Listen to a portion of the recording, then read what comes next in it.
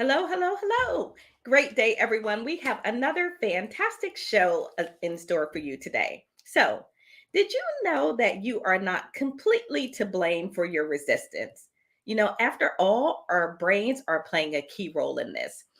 By trying to protect us, our brains may be holding us in that dreaded comfort zone. But you know what? I don't want you to have any fear because today on the show, we have Dr. Haley Nelson, and we're going to ask her about tapping into the neuroscience that can help us better manage our change and our resistance. So, I'm ready to learn to lead above the grind. The question is, are you ready? If so, I'm going to say, let's go ahead and let's get started.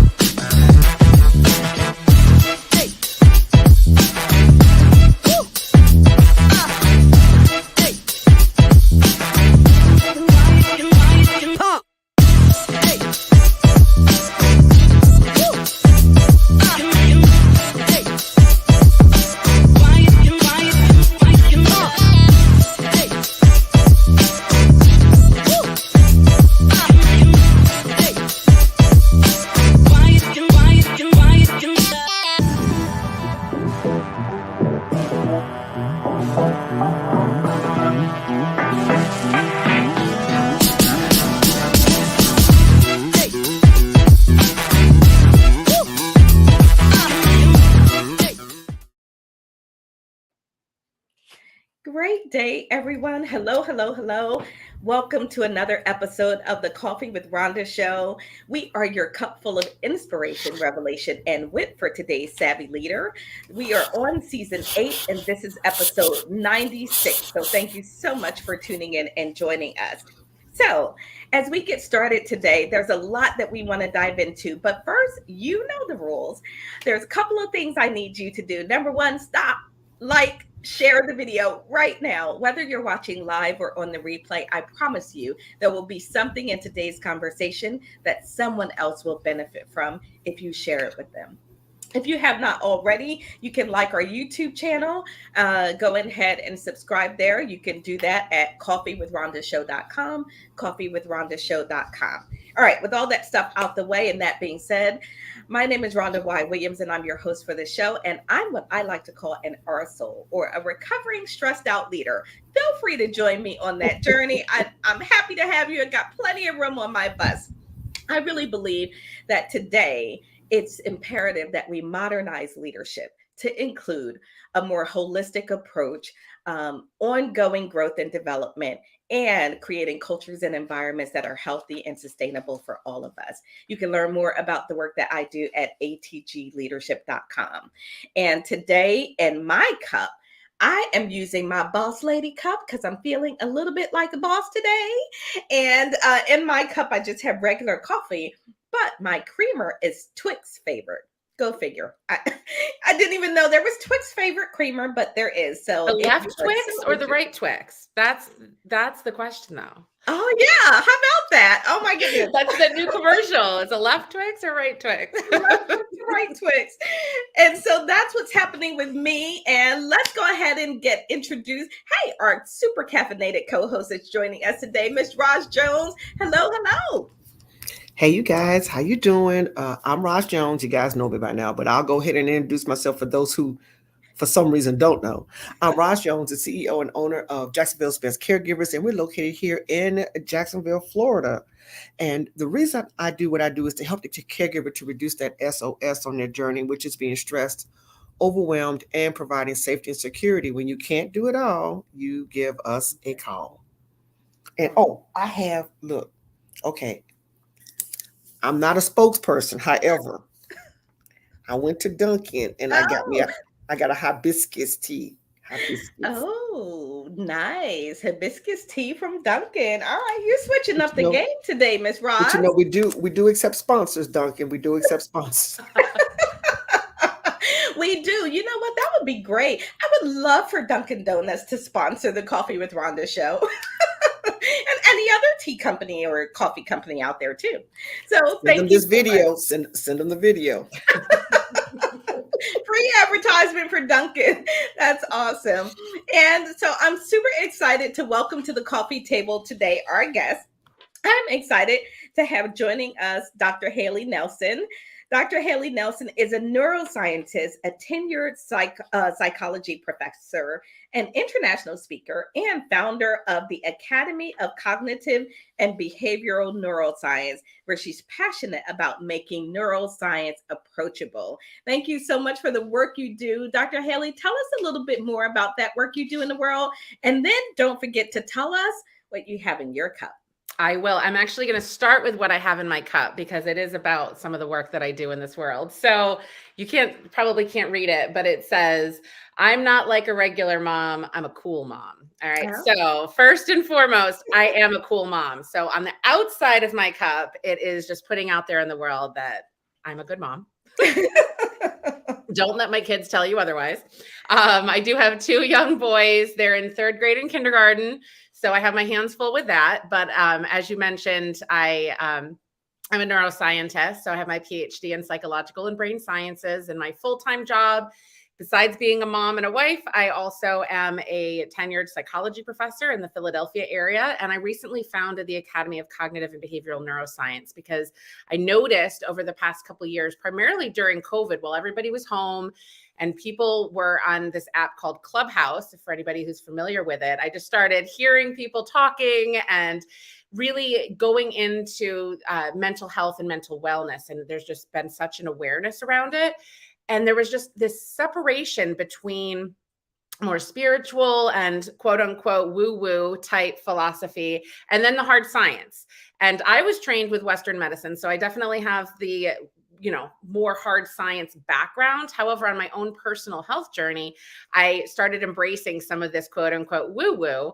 And I, for myself, created this bridge to be able to understand it better for myself. And so now I wanted to be able to educate others and to be able to be that connector and be that bridge to help people, primarily people who work with others, like life coaches and counselors and things like that, give them the neuroscience, give them that scientific background to really understand what is causing that resistance with their clients and how they can overcome different habits and things like that.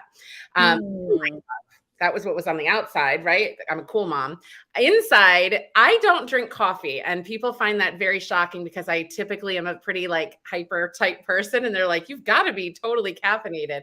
How did you get through graduate school and motherhood without drinking a single cup of coffee? But what I do, this is my special sauce, my secret drink. It's usually my afternoon pick-me-up, but I'm starting a little early today for you ladies. And it's my soda and coffee or tea replacement. And it's packed with B vitamins and chromium and taurine and CoQ10. And it tastes delicious. Today I'm drinking blood orange, but there's a bunch of different flavors like pineapple and peach mango. So good. They're called my Energy Fizz Sticks. And they are amazing. They're little packets, so you can make them as strong or as weak as you want. And I cannot go a day without them. So they're my cool mom cup. And it helps make me alive, basically. It keeps me functional with all of the different hats that I wear. So cheers to my Fizz Sticks. Cheers, ladies. Awesome. Thank you so much. Fizz Sticks. So Roz, have you heard of Fizz Sticks before? I was going to tell her after the show, she's going to send it to me. I will. I'll send you a sample. Absolutely. You get to pick your flavor. I'll take some from my inventory and just send it off to you ladies. And if you like it, I'll hook you up. That's awesome. Awesome. Awesome. Thank you so much for that. There's a couple people out there. Janine, thank you so much, my friend, for tuning in.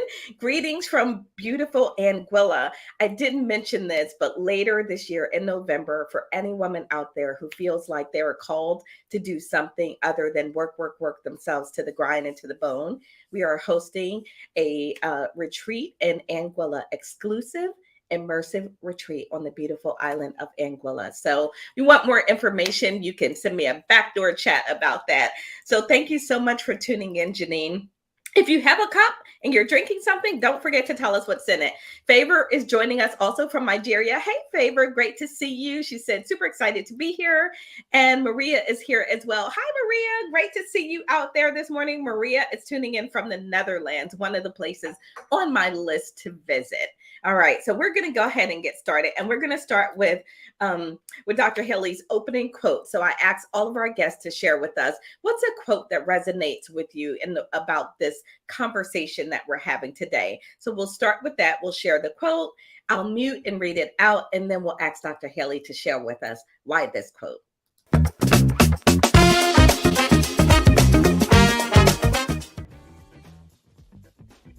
Okay, so the quote says, "We are what we do, what we repeatedly do." Excellent. It is not an act, but a habit. I absolutely love this quote by Aristotle. But tell us, Dr. Haley, why this quote and why this really speaks to you and speaks to this conversation that we're getting ready to have. Absolutely. So I'm a neuroscientist, and when you think about neuroscience, it's a relatively newer field, right? So it's very integrated. It combines elements of biology and physics and chemistry and psychology, all of these different fields. And even though it's a newer field, some of the concepts and some of the topics that we cover as neuroscientists have been discussed forever, right? So here's a quote from Aristotle from way back when, right? Talking about how we can change our behaviors, how we can change our thoughts. And that is a really big thing that I do with my clients and with my students, is really focusing on what's the neuroscience, what's happening in the brain to instantiate these changes. Because there is, we can talk about the brain, the physical structure, but we can also talk about the mind and the behaviors and the thoughts that you can't necessarily observe, and quantify as easily as looking at, oh, this electrical activity in the brain, or Right. These changes are happening. But we can see it, and we can see how the brain influences our mind, and also how our mind can influence and change our brain, and then be able to harness that power and use it together. So a lot of what we do, and what I'm sure we're going to talk about, is how we have to repeat actions and thoughts and feelings and emotions in order for it to actually make change, both physically in the brain, but then also with our behaviors and our thoughts. The more we do things, the more we repeat different thoughts or actions or affirmations, then they get stuck, right? And so usually when we are trying to take control of it, usually we're trying to make better habits, but you can also think about some of the things that you don't want in your life. And a lot of that is because you continue to repeat it. You continue that negative self-talk. You continue those bad behaviors and reaching for the sugar, or reaching for that cigarette, or whatever it is to cope with your stress or something like that. You keep repeating it, that connection becomes stronger, and then it makes it harder to change. So knowing that repetition is key, then we can make changes. Oh, man.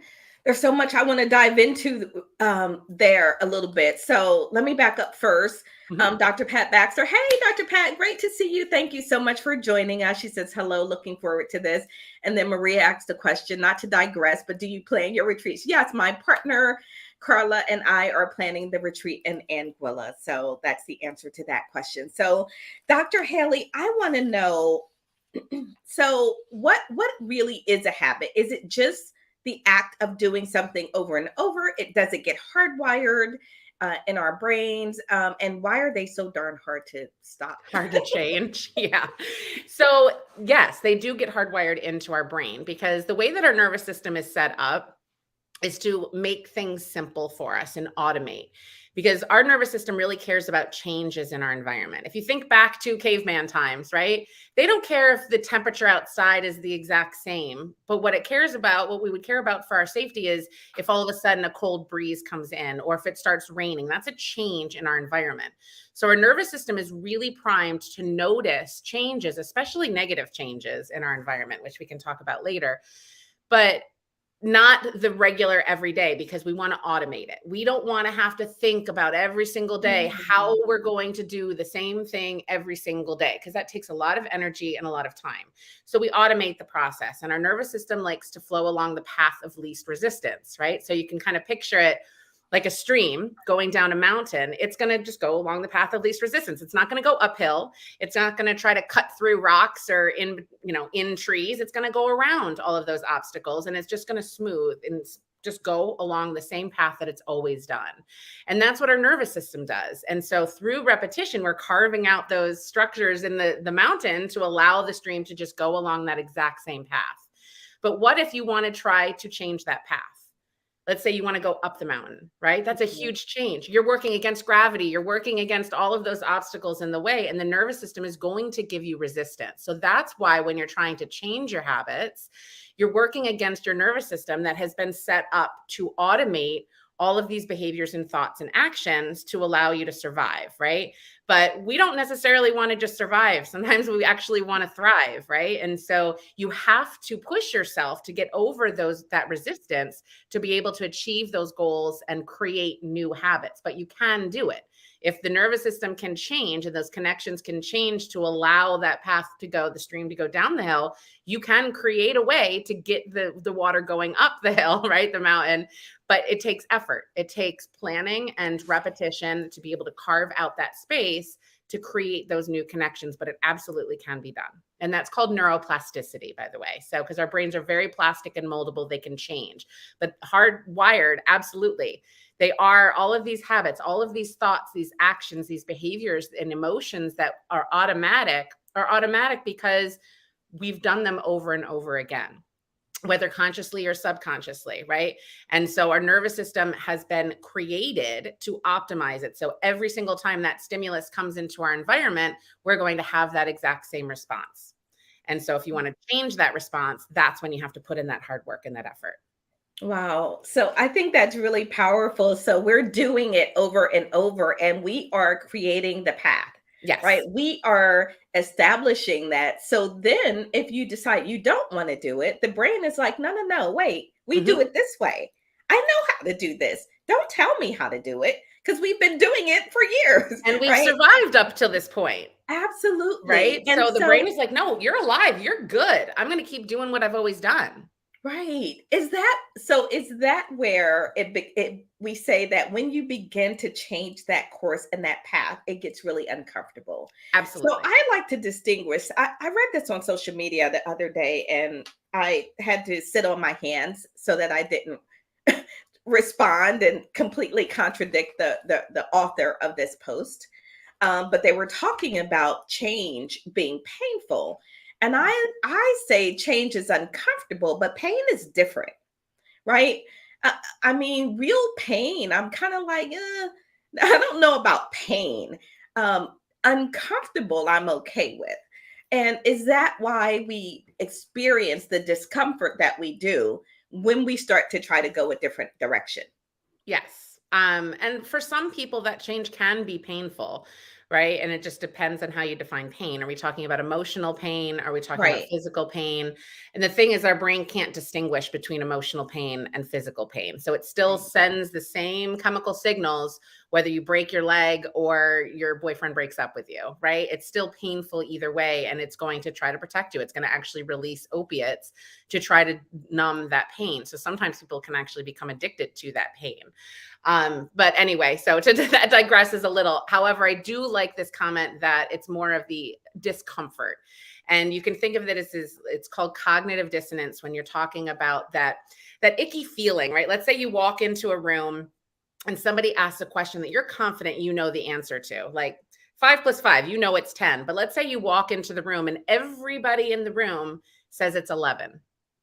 You're going to second guess yourself, right? Especially if those other people in the room have white lab coats on, or they're really, 3 under their name, right? You're going to look at them like they know what they're talking about. Maybe they don't, right? And so you're going to get that little kind of icky feeling in your gut. And that's known as dissonance. So cognitive dissonance in that way. And so we have that uncomfortable feeling all the time, and you have to kind of trust your gut reaction, right? But when you're trying to make that change, you have that dissonance everywhere. It's not just on how we think, it's on how we act, it's on how we feel, it's on how everything is going to start feeling different, and it's uncomfortable. Right. And you don't necessarily want that, but you do have to push through it in order for change to happen. And that's why there's a lot of, people relapse, or there's a lot of recidivism. They don't want, it's so uncomfortable that it's easier to just go back and do what they've always done, because it is easier. Right. But in the long run, it might be better to make some of those changes. So one of the things I've been, pain, right? Oh my gosh, one of the things I've been talking about and focusing on lately is we say all the time, things are so hard. It's so hard. And I've been saying, and I don't know, I might be wrong about this, but I've been saying that it's only hard because of one of two reasons. You either one, don't know how to do it, or number two, you don't want to do it, right? It feels uncomfortable to do it because rocket science is not hard to a rocket scientist, right? He knows how to do it. It's super tough for me. Like, don't ask me to do any rocket science work. I have no idea. That's hard for me, but I also don't know how to do it. And so when I am coaching people towards change, I'm constantly talking about really getting clear on what we're actually speaking about. Are you speaking about that it's really physically hard and challenging? Because when it comes to the mental aspect, I just go to two places. You either don't know how or you don't really want to, and there's a bit of resistance there. Do you think that that's accurate? I do. And I think another piece to that about wanting, sometimes people don't realize that they want something, but then you have to kind of give them a little push to realize that they really do. And a lot of that push is if you ask people why. You really have to be crystal clear on why you want something, not just that you want it, but understanding the real true root reason to why and tie an emotion to that, right? So when we're talking about neuroplasticity and change, one thing you need is repetition. Another thing that can really facilitate neuroplasticity and the actual physical changes in your brain is tying an emotion to it, because emotion is something that has been conserved through hundreds of millions of years through evolution. It is essential for our survival. So that's something that our nervous system is going to notice more if there's an emotion tied to it. So if you, let's say you want to lose weight or you want to start exercising more and you're just like, oh, the reason why is because I want to look good in a bikini this summer, right? Sure, that's a reason why, but to really make it stick, think about what that's going to feel like when you're not grunting getting off the couch, or you're able to walk your daughter down the aisle when it's time to get married, or be there at their high school graduation and be comfortable walking through Disney World, whatever it is, right? And that emotion, how it's going to feel to have your child look up at you with a big smile and you're able to be there with them, right? That's tying an emotion to it. And that's going to make it that much more impactful, and constantly reminding yourself of that root reason why with that emotion is really going to help you repeat that behavior, even though it might be hard and even though there might be resistance. And because of those two things tied together, then you're going to facilitate neuroplasticity even easier. So having that, and then another thing is doing things that are novel. So new things. So even if you just tie in something like brushing your teeth with your left hand, or writing your journal with your non-dominant hand, or kicking the soccer ball with your non-dominant foot, whatever, something different in your environment, your nervous system, again, is going to light up and say, whoa, things are different here. Right? I'm used to brushing my teeth with my right hand. Why are we doing something on the left? What's happening on the right side of my body? And you're going to start noticing things in your environment that have always been there, but you might not have been so in tune to it. And that creates more of these, what are called synapses and connections between the cells in our brain, and also really fosters that neuroplasticity to create that change that we all want. Man, I love that. Roz, can you think of a change that was difficult, sort of uncomfortable for you, and then sort of over time you got better and better at it? Well, she talked about exercise, and so my brain says do it, and I did it, but then something happened, Dr. Haley. I don't know what happened. Then I kind of fell off the wagon. And so what do I need to do with this brain, even though my body knows I'm supposed to do it? My thighs know I'm supposed to do it. My stomach knows I'm supposed to do it. But the body is just not willing. Help me, Dr. Haley. I don't think it's the body's not willing. I think it's your mind that's not willing. Your body wants to do it, right? Your body knows what it needs to do. You're preventing your body from doing what you know it needs to do. So there's something in your mind that's preventing you from doing it. Right? So it is easier to lay on the couch and binge watch Netflix. Trust me, I would much rather be doing that as well. Right? So it's sometimes you just, I think the key for you maybe, right? Because you mentioned, oh, my thighs know I need to do it. Let's get deeper there, right? Are you trying to exercise just so you have skinnier thighs?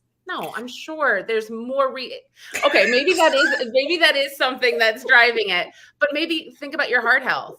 Think about some of the, you want to be around longer for whoever in your life, right? And really get that emotion, understand, and that takes a deep dive. And sometimes you might need some coaching or some counseling or somebody, a pastor, anybody to kind of bounce ideas off to really get to that root cause of why you want to start exercising. And then once you have that why, keep repeating it to yourself. Keep reminding yourself of it during those times where you're like, oh, I don't want to put a sports bra on today, right? It digs into my shoulders or whatever it is. I don't feel like sweating. It's already hot enough down here in Florida. I don't need to sweat on top of it, right? And then you say, oh, but how good is it going to feel when I get that smile from my kid, or I get that job well done, or my back doesn't hurt anymore from bending over or standing all day, right? And caring. I don't want to be like some of your clients, right, who are probably younger than they should be, and their bodies have failed them, right? So you have a constant reminder every single day of what maybe you don't want to be like at a certain age. So keep that going. And then sometimes you just have to grin and bear it and just do it. The more you do it, the easier it's going to become. Right. And so there's that say, it's like, fake it till you make it. Right. And so it's kind of one of those things. You just, maybe you're not a super athlete right now, but you're going to pretend that you are, and you're just going to start doing it, and you create that habit. And then over time, that just becomes your new norm. So sometimes you just have to overpower that resistance that you're going to have. But sometimes it could be something really deep. It could be something in your childhood, something that happened that is just preventing you from doing those things. That really getting to that root cause can be quite eye-opening and be a huge lift off your shoulders to help get you to that place. I love that. That's pretty awesome. Yeah, because I'm tired of my thighs sounding like a choir. Me too. Not your thighs. I'm tired of my thighs. I haven't seen your thighs yet. I'm sure they're fabulous. Thank you, Dr. Haley. You're welcome. You know, it's interesting because, and if you're out there and you have something that you're resisting and you're trying to overcome, feel free to ask a question or, sort of get some dialogue going. I know for me, it really is hard when I am stepping outside of that zone, right? When I am saying that I'm going to do something that I don't normally do. The biggest one for me that always comes to mind is I could not speak in public. I could not speak in public without my heart racing, my breathing increasing, my voice would shake. I couldn't even do it on a conference call, Dr. Haley. It was so bad. It was so bad when I was the chief nursing officer. That surprises me because you're fabulous at it now. Oh my gosh. You know what? What happened? Repetition, right? Mm-hmm. Practice and continuing to push past it. I was on a conference call one time and I was giving the budget. We were going over the budget with our nursing labor, and all of our regional leaders were on the call. And everyone went around the room and shared nursing is the biggest department in any hospital. So when it came time for me to go over my budget and my labor, my voice started shaking, and I thought I was hiding it pretty well. And afterwards, my boss said, "Do you know your voice is shaking?" I was mortified. I was like, oh my gosh, everybody noticed? That is awful. I'm like, Rhonda, you've got to get this together, right? And so I had to do a little work. I had to do a little bit of inner work to figure out what was driving all of that, to the fact that I couldn't even speak on the call without being so nervous, right? And then over time, even today, if I raise my hand in the conference, my heart rate will pick up. But I've done it so much now that it's just something that I can get past. Mm-hmm. But it's really interesting how the more we do it, I love the opening quote, right? Excellence, therefore, is not an act, but a habit. Repeat, repeat, repeat, rinse, repeat, repeat, repeat, and keep doing it until we can really show up in excellence or do that thing in excellence for us. So, man, this is good stuff, because and there are little tricks and tips to make that resistance less, right? So it doesn't have to be so hard. It certainly doesn't have to be painful, like that person that you said was mentioning on social media. It doesn't have to be painful. It's still going to be uncomfortable, but it doesn't have to be painful. It doesn't have to have that much resistance. And finding tricks that work for you. I'm sure for public speaking, part of that was the mindset work and breathing exercises and really grounding yourself and visualizing. I'm sure there was lots of practice that you did not in front of an audience, right? And so that preparation, we all need to do that on a daily basis. Whatever that resistance that you're feeling, whether it's for working out or public speaking or asking for that promotion at work, whatever it is, what's holding you back, and practice it. Do that repetition, because then when you actually do it, the real thing, you've already done it 100 times.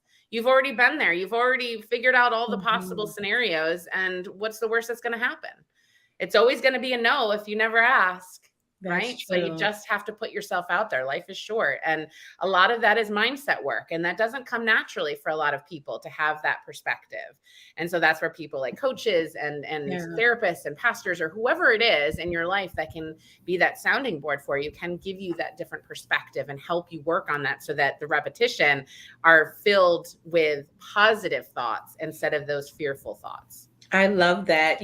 Dr. Pat said, hooray for our emotions. I'm with you, Dr. Pat. I've learned to lean into my emotions and really use them as a source of information, which they are, right? And not just these pesky little things that are just bothering me all the time. So she also says the drive for being perfect drives a lot of our difficulties, such as public speaking, I believe. I think you're right, Dr. Pat, because in my deeper work and my inner work, what I realized is I was afraid I would say something wrong, right? And what would everyone think of me if I said something wrong? And I had to deal with that, right? I had to get over that. And I did that in two ways. Number one, I made sure that I knew what I was talking about. I knew the numbers, where they were coming from. I knew the detail. But I also had to do work on, so what? If I get it wrong, I get it wrong, and I'll get corrected and get it right the next time, right? So I had to do work on both sides of the issue there for me to really show up in that space. So I love that. Let's go and do a quick break, and then we're going to come back. And Dr. Haley, when we come back, I want you to talk to us about, is it the mind-body connection? Yes, there is a mind-body connection. Right? So the mind-body, yeah, we can talk about that. The brain-body-mind connection. Yes. Okay, so we're going to come back, and we're going to do that after we take a quick break with our Car Chronicles.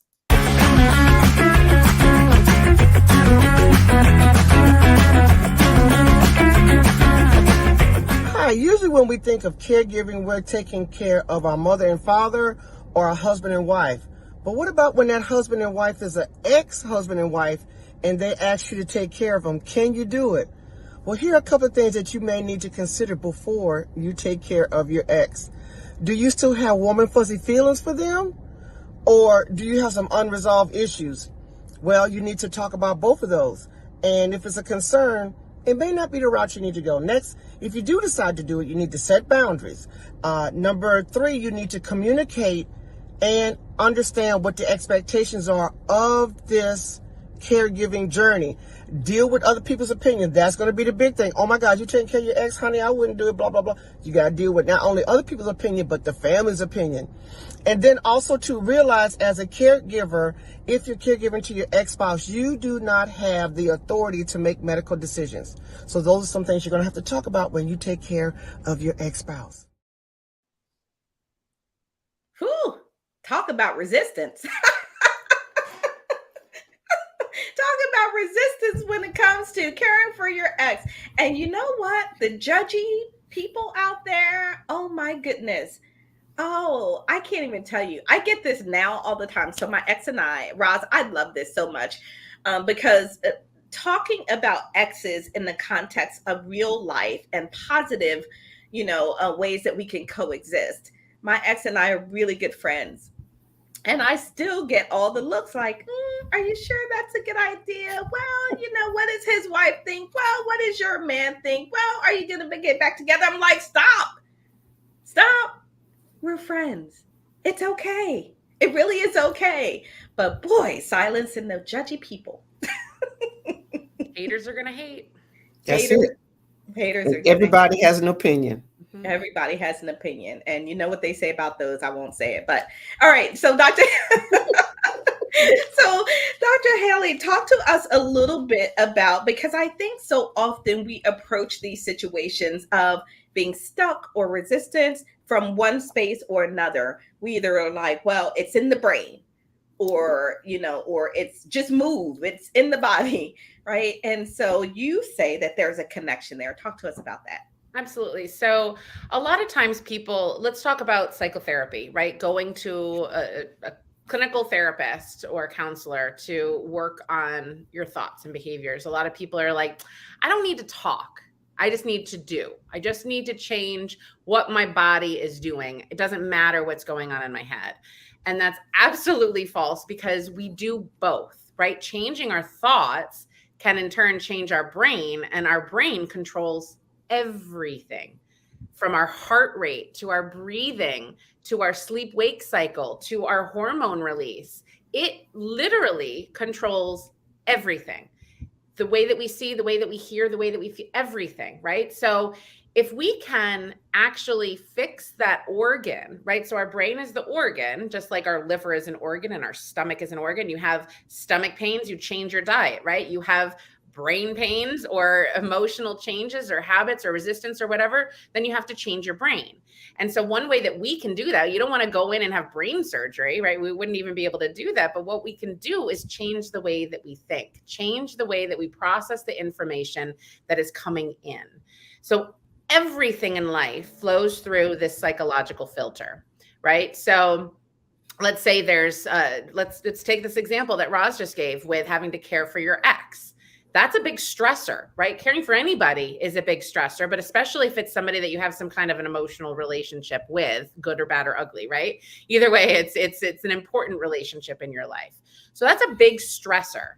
And you can look at it one of two ways. You can look at it like probably most people would and say, oh my gosh, I can't do this. I can't handle this. I don't want to deal with him. I divorced him for a reason, right? All of that. And it becomes overwhelming. Versus people like Rhonda, and you said you're good friends with your ex. I'm sure if he reached out and said, hey, I need help with X, Y, and Z, or I'm getting this surgery and I don't have anybody to care for me, you would look at it as, okay, this is a challenge. I got to coordinate my schedule. I need to make sure that I'm not stepping on anyone's toes, right? But you're looking at it as a challenge, not as a threat. And it's that mindset, that change, the exact same stressor, for whether it's me or Roz or Rhonda or Joe Schmo, whoever it is, it could be the exact same stressor in the environment, but how you view it, what is that perception that you're putting on it? Is it a threat or is it a challenge? If it's a challenge, you're going to stimulate parts of your brain that are going to allow you to think clearly, to process the information, to gather all your resources, and you're going to be really aroused and focused to be able to problem solve to the best of your ability. Versus if you view it as a threat, well, our nervous system is set up to protect us from threats, right? And it's going to automatically, without our conscious awareness, it's just going to kick in our stress response, our fight or flight response, right? It's going to activate our sympathetic nervous system.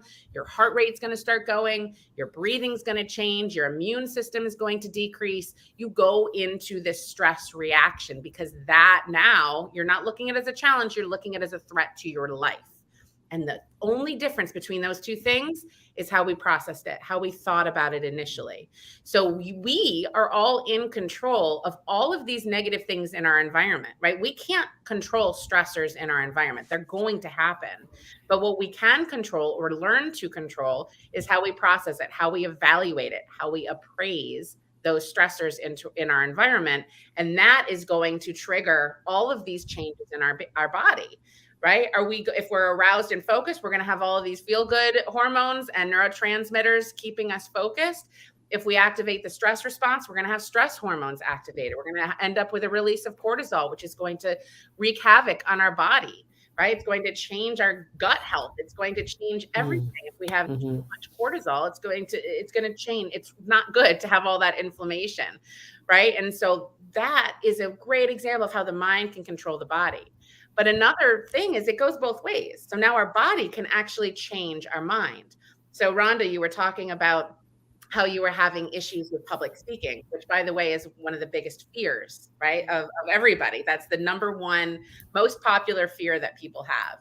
And so one thing that you can do is that Superman pose. I'm sure you've probably heard that. That's been going around on, TED Talks and all of these different stages. But what you're doing is you're actually putting your body into a particular pose of Superman, of Superwoman, of whatever it is that you admire. Some people are saying, oh, I want to be Harry Potter, right? I'm going to pretend that I have that invisibility cloak on or something like that. You pick whoever it is that has that power that you want to emulate, that you want to have. And you physically move your body in that position, and you can actually see a decrease in cortisol and an increase in testosterone, which gives you that actual power that you want, right? And so it helps calm down your nervous system to actually allow you to focus and be that way. So, and there's also what's known as facial feedback effect, which I always tell my students, it's like, even if you're having a really lousy day, just put a smile on your face. Because there's lots of research out there that actually engaging those muscles in a smile not only makes you feel better, but it's going to make other people who see you feel better. And they're going to respond and react to you in that way as well. And it just makes everybody happier, right? So just put that smile on your face. But your body can in turn change how you think and change how you feel. So it goes both ways. And so it's something that I think a lot of people, when they, especially if you're dealing with mental health concerns like depression or anxiety, where it can feel so overwhelming. And trust me, I've been there, right? It is extremely overwhelming. But through work, through repetition, by creating that neuroplasticity, you can actually take charge of how your brain is functioning, which in turn is going to change how your thoughts are functioning and how your body is functioning. And over time, it can really, really make a significant change, and you will feel so much better. And then we can thrive instead of just survive. No, I love that. It's really powerful.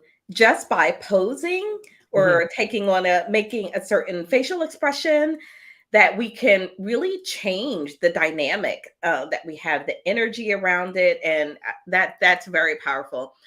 When we were talking about taking care of exes, Dr. Pat said, it's also difficult for estranged parents, right? Who may be at a time in their life where all of a sudden they need care, and they haven't, or you haven't been quite as involved. And she says, I know. Yeah, it's all of these things that we go through and that we deal with that can show up for us. And so as I think about this neuroplasticity, I want you to talk a little bit more about this, because it actually changes the structure of the brain. Is that right? And so talk a little bit about really what neuroplasticity is and why it really matters for those of us, particularly living in today's world. And most of the work I do is with leaders who are working in very dynamic, demanding, high pressure environments. And things today are not what they were 5 years ago, 3 years ago, even. Right. And so, but we have a tendency to want to stay focused and do what's worked for us in the past, right? That's the brain trying to automate everything. Talk to us about why we need to understand neuroplasticity and embrace that a little bit more. Yeah. So what neuroplasticity means, I feel like a lot of times scientists, like neuroscientists, we try to scare people with terminology like neuroplasticity or neurogenesis and all of it, synaptogenesis, all of these fancy terms, but we're not creative. Really what neuroplasticity is saying is we have these neurons, which are the cells that make up our nervous system, right? So our brain, for example, is part of our nervous system. There's upwards of 100 billion cells. It's like 80 to 100 billion cells, which is a lot, right? But each one of those cells, each one of those neurons has 10,000 connections to other cells, right? Some are neurons, some are organs, right? So it's an infinite number of possibilities. So when we're born, some of those connections are already established, right? Some of them are just innate behaviors that we have. But then like reflexes, for example.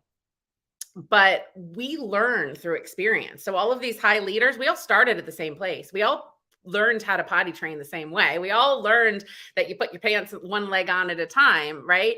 And things like that. So we all had to learn to get to where we are. So you've created these habits over time. And so you found a way, you found your your area of genius, your zone of genius that allows you to excel in whatever area of your life that you want to do. But now you want to change, right? So as we've been talking about today. So our nervous system has been plastic. It's created, it's been moldable throughout your life through experience to get you to where you are to have that automated process. Now, while it's been plastic to get you there, now you want to make that change. So neuroplasticity, the beauty of it is we have those 10,000 connections. Now, most of them do prune off. You lose a lot of those possibilities just because it's a use it or lose it phenomenon, right? So if you're not using some of those potential connections, they're going to eventually go away. So that's why that novelty that I was explaining before, now all of a sudden you're challenging your nervous system. It's going to start creating these new connections that might have been dormant for a really long time. And so through neuroplasticity, you can create these new connections. And the connections are between one neuron to another, for example, and that might not have been there before. And now you're generating it. And the more you repeat it, the stronger those connections are going to become. So your brain is very plastic. It's very moldable, and some more than others, right? Especially different ages. Children have a lot more neuroplasticity than adults do. So that old saying, you can't teach an old dog new tricks. There's an element of truth to it, right? But you can teach it. It just takes a little longer and a little bit more effort. But the brain can change. So you can create those new habits, those new thoughts, those new patterns of behaviors and emotions and all of that through neuroplasticity. And I mentioned repetition, I mentioned novelty, and I mentioned emotions. Another key thing that, Roz, you're probably going to hate this when I say it, is that if you can incorporate aerobic exercise into your day, it actually can help facilitate more neuroplasticity, whether it's because you're trying to lose that weight or get rid of that.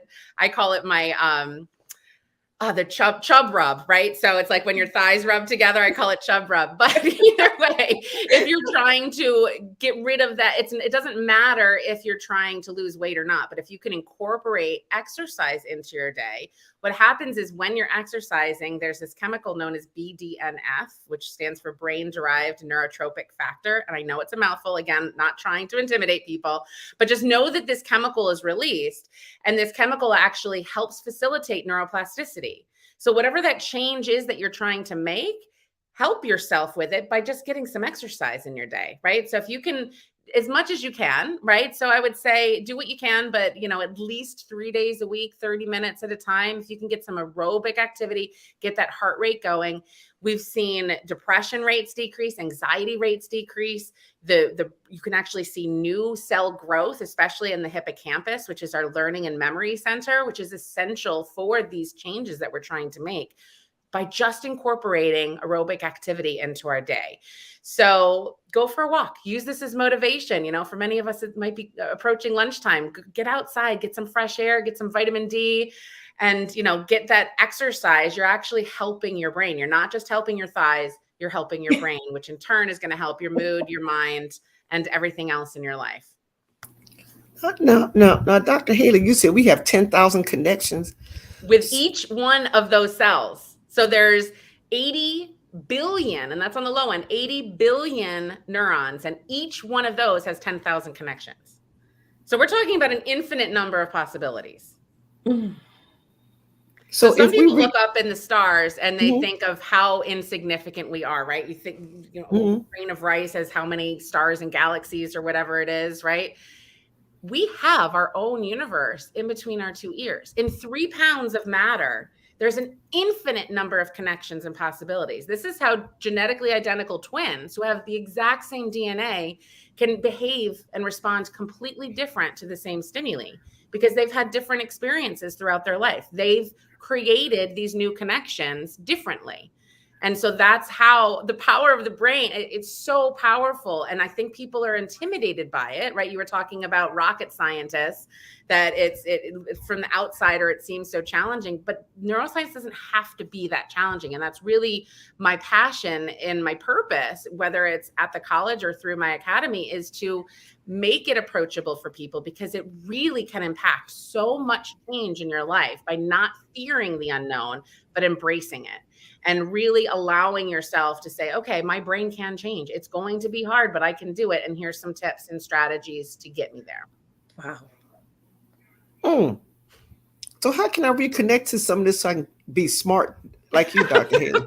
Practice makes perfect. You got to just start reading. And who says you're not smart, right? I mean, some people, they might not be academically book smart, but I bet you can care for somebody you're empathetically smarter than me. I wouldn't be able to do what you do, right? And so when somebody, that term smart, throw that out the window, right? That's just society's judgment. The haters are going to hate, right? Yeah. And so just embrace what you're good at. And if you want to try something new, then just try it. It's not too late. You want to learn something new, then take a course. You can take my course if you want, right? And I'm not trying to do self-promotion here, but learn something, challenge yourself. The more you work your brain, the better it's going to function. Right? Try something new, challenge it on a daily basis. Do those Wordles, play Scrabble with your friends, do something like that. Really challenge yourself. Pick up a book, try a new course, learn a new trade, right? You've always wanted to learn how to crochet, then take a class on crocheting and figure out how to do it. You're challenging your brain on a daily basis, and you're going to see that you're going to have more energy, more focus, and everything else that you do. Wow. So Andy, Andy, hey, Andy, great to see you again. He said, great information. It's very hard and technical. I don't think I can do it. Well, yes, I guess I was going to say, so Dr. Haley, I was going to go the other way. I was going to say, if you don't think you can, then you probably can't, right? What's the saying? Whether you think you can or can't, then you're right in both. But that's not actually accurate, Andy. You can do it. So you just have to have a desire to do it. Like, I want to learn Spanish. I do. I want to do that. And someone gave me a great suggestion the other day. They're like, so I tried all the little apps, right, that says, say more here and all of this. And it's like one word. I'm like, okay, I don't really feel like I'm learning the language to speak it. And someone said, Rhonda, get a Spanish tutor. And I'm like, you know what? Somebody that I can work with a couple days a week. We just hop on, we speak. I think I'm actually going to do that because I really want to learn it. And I think I can do it. Right. So don't just think it, know it. Know it. Feel it that you can do it, right? And another thing to help yourself, immerse yourself in Spanish culture, right? You're in Texas. That's easy for you, right? Just go over to a community where there's a lot of Mexican activities, or go to Mexico. You're right there, and surround yourself in the community and where you're only hearing Spanish. And even if you have no idea what people are saying, you're going to start noticing things, different dialects, different accents. It's going to be a lot easier. If you want to learn a foreign language, go live in that country, and you're going to learn that language a heck of a lot faster than sitting at home in your office with Rosetta Stone or whatever it is. And I'm not trying to bash Rosetta Stone. That's fantastic. It works for a lot of people. But if you want to optimize it, you surround yourself in that. So for Andy, who is saying this is too technical and hard, jump in, surround yourself with people who are speaking this way. And over time, the more you hear these words and these terms, they're not going to seem that technical. And you're going to realize it's actually very not creative, right? Neuroplasticity. You have a plastic neurons, right? That's really what it is. And so once you learn some of the fundamentals, which I love teaching, and being able to get that language and get that language barrier, then it becomes really kind of just like intuitive, and it makes sense. That's awesome. So Andy said, Andy, you are really helping me with this. So he said, I'm learning Spanish now. It's difficult, but possible. And I have a Spanish tutor. That's exactly what I need to do, Annie. So I need to stop talking about it. And I need to just go hire this person who's going to help me do the thing that I really want to do. And I actually have been spending quite a bit of time in Colombia. And so I have an opportunity to listen, right, and to immerse myself at times in this language. So, all right, let's do something fun. Let's do a quick break. We're going to do our top 2. So we're going to come back. And I think today, let's do a top 2 question. Our top 2 question today is, where are 2 places you would love to live, right? If you had your pick, you could live anywhere in the world. What 2 places do you think you'd love to live? There's no real science behind this one, guys. This is just fun. And so we can do it. Oh, and Dr. Pat says, habla español. look, Dr. Pat, you can probably teach me too, right? So you guys are really helping me with this. I am going to do it. And I am supposed to be speaking in Colombia in September. So I would like to be a little bit better before I go there in September. It's so a great goal. yeah, it's a good way to go. Okay, so when we come back, we're going to do our top 2 places. You guys out there in the audience, what are the top 2 places you like?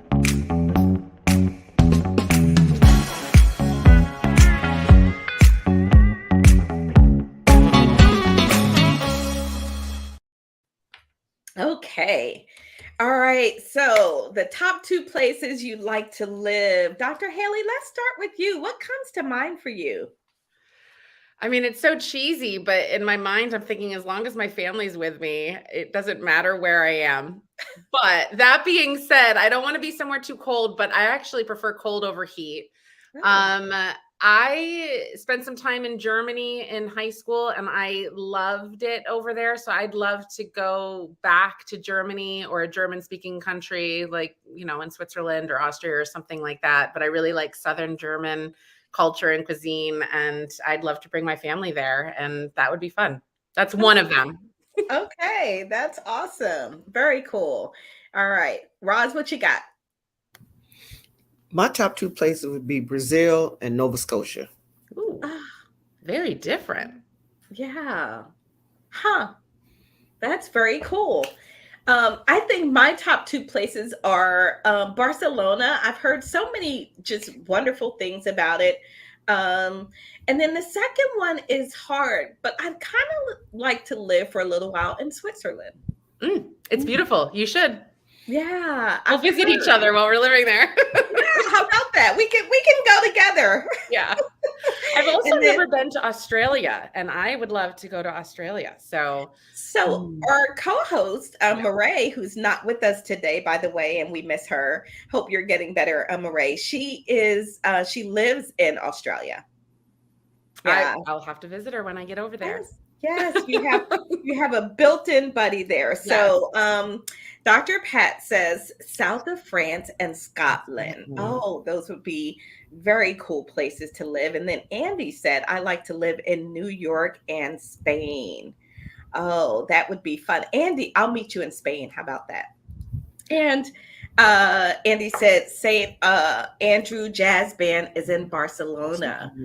Very nice. All right. So we've got so many beautiful places around this world, and I love traveling. I want to instill that in my kids to get that to really immerse yourself and to pick up other people's culture. It just gives you a better appreciation for different people's backgrounds, and I think it gives people, that sense of acceptance as well. That in this world, I think we need more of that. So I think traveling is so wonderful, and if you can do it, and yeah.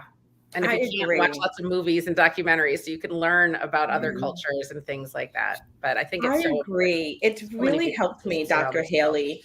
It's really helped me begin to release a bit of judgment and just thinking about the way things are here and how they should be. Mm-hmm. When I started to visit places like Saudi Arabia and Dubai, and I've been to Ecuador, and it's so amazing to me to just be able to experience other cultures, and just embrace the people and the food and all of that. And they have some really amazing shopping in these other places too. I just want to say that. So let's do our coffee shot. I can't believe our time is up already. Let's do our coffee shot and then do our wrap up. So smile. All right, got it. Thank you kindly. And so we are going to do our What's in Your Cup segment. And What's in Your Cup is about what did we pour into you today through this conversation. And so we'll come back and do that wrap up, Dr. Haley. When we get to you, we're going to ask you to share any final thoughts on the topic, and then also share, I know you have a free gift that you wanted to share, and also share how people can connect with you and learn more about this work, this amazing work that you're doing. So we'll do all of that right after this.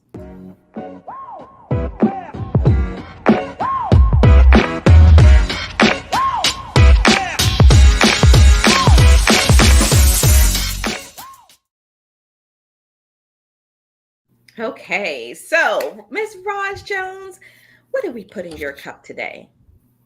We put in my cup that I have what I need because of these resources, these 10,000 little nuggets, I'm going to call them for lack of the right terminology. But, they always say, you have what you need already in your hand. We have already what we need in our brain. It's lying dormant and we have to wake it up. So that's Mm. that's what I've learned, to wake up the brain. Yeah, that's awesome. I think for me, one of the things in my cup, Dr. Haley, from listening to you speak today is I love the analogy of water flowing down a mountain. All right. Mm, It's going to follow the path of least resistance. That's part of why I started this show with, some of that resistance, and it's not your fault, right? Our brain is trying to do what it does and be efficient. But we can absolutely decide that we want to be better, do better, show up better, have something better. We can do that. We just have to make those decisions. So that's some of what I took away today. So, Dr. Haley, tell us a little bit about final thought on what you want people to walk away with, and then your free gift and how people can connect with you. Great, thank you. I think you guys got what my message was trying to be, was that we can change, right? We don't, especially for those listeners out there who might be feeling defeated or deflated, and that, you don't have this. I love the sign behind you, Rhonda. We've got this. You do have this, and you have the power within yourself to make that change. And asking for help and support is not a sign of weakness. Right? So just because we have the ability to make this change doesn't mean it's going to come easy. And so asking for that added support and that knowledge can be so powerful, and you can get there. So keep chugging along, know that you are worth it, know that you can handle it, and you can get there, whether it's learning Spanish, losing that weight in your thighs, or making major life changes. We are all capable of doing it, and understanding the brain can get you there. So a freebie for me: who in here has stress in their life? Right? So we all do. I'm sure everybody who's listening and watching, they're all raising their hands too. We all have stress in our life. And so to understand what's actually happening in the brain, I recently did a webinar. I was invited to do a webinar with a wonderful group of ladies, and I recorded it. And so I'm actually offering that to your listeners. You can access it by going to my website, which is academyofneuro.com, and then / stress. That's it, right? So just add stress at the end, and there's a little sign up. You can get a free, it's about an hour long actual webinar. We go through the science. I put slideshow up there for everybody, and it's not readily available on my website. It's just for your listeners. So it's that / stress. I'll probably add a little link for the time being to make it easier for people to find. And I also have a free resource on my website called the ABCs of Commonly Abused Drugs. And drug addiction is something that I'm near and dear to my heart, and I love educating people about it. And it's just a free resource. I literally go through A through Z, commonly abused drugs, give a little background information on it, and some free resource information for people. So you can check that out on academyofneuro.com. You can contact me on my website. I offer free consultations, and you can find more about the certification program also on my website, with new continuing education sponsorship opportunities as well for practicing and licensed professionals. So that is academyofneuro.com. And then specifically for the certification is / certifications. And you can reach me there. I'm all over social media. So LinkedIn, Facebook, Instagram, TikTok. I'm at Be Well with Dr. Haley, and that's Haley with 2 Y's, HAYLEY. And then I'm also on Twitter. It's not very active, but I'm there, and that is at Dr. Haley Nelson. And of course, on Clubhouse, I pop in every once in a while and drop some neuroscience nuggets. So you can follow me over there at Dr. Haley N. Actually, no, that's also Be Well with Dr. Haley. I changed it. Either way, you'll find me. I'm all over the place. So check me out. I'm a real person. Feel free to DM me or shoot me an email, message me on my website. I'm available. That's awesome. Thank you so much, Dr. Haley.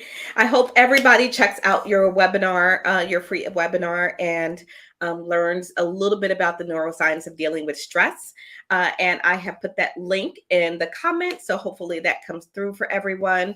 When you get to Dr. Haley's website, This is what it looks like, the Academy of Cognitive and Behavioral Neuroscience. So go check it out and connect with her, learn about the work that she's doing in the world. Thank you so much for being here. I want to end today's show with my last drop, and I am taking last drop nuggets from my book, The UCR Advantage, How to Boost Your Emotional Intelligence Fast. And one of my key takeaways about change is this. Number one, we've got to be aware, right? Self awareness is key. So, self awareness is having the ability to recognize and understand your emotions. It's often misunderstood. It's not about suppressing your emotions, but it is about recognizing them, because when you get in that state of resistance, you need to be aware of it. Right. And without the awareness, you can't do anything about it. So that's my last drop for today. Thank you so much, everybody, for tuning in. This has been another amazing, fantastic show. And for my guests and co-hosts, I am actually looking forward to debriefing with you all in just a few minutes. So stay tuned and we'll see you in the debrief. For everyone else out there, I am so appreciative of you spending a little bit of your Thursday with us. We look forward to seeing you back here next week. Same time, same place, same station. Until then, take care, everybody. We'll see you next week. Bye. Thank you.